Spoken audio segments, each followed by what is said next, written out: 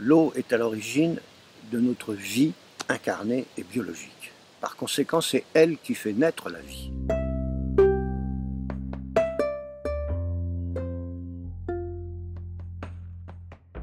Une goutte d'eau fait naître un petit brin d'herbe, de rien du tout, même dans un désert.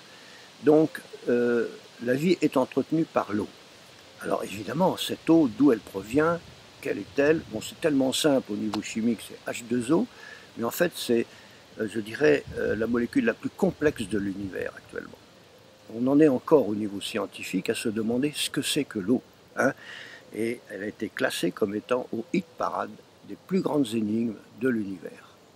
Et dernièrement, j'ai été à un congrès à l'UNESCO où il y avait tous les gens qui concernaient l'eau étaient là, Monsieur Luc Montagnier, le professeur Marc-Henri, etc., des Italiens, des Anglais, des Français.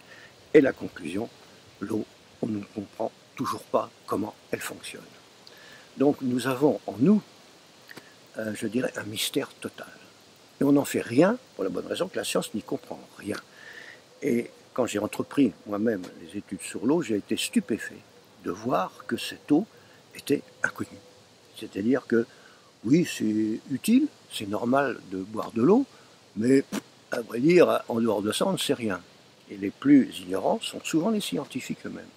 Et j'ai pu voir ça au niveau biologique, médical, puisque je pense que j'ai de nombreux amis médecins qui m'ont dit mais c'est ahurissant, en 7 années d'études de médecine, eh bien, il n'y a même pas 1 heure de cours sur l'eau, alors que c'est le principal constituant de l'organisme.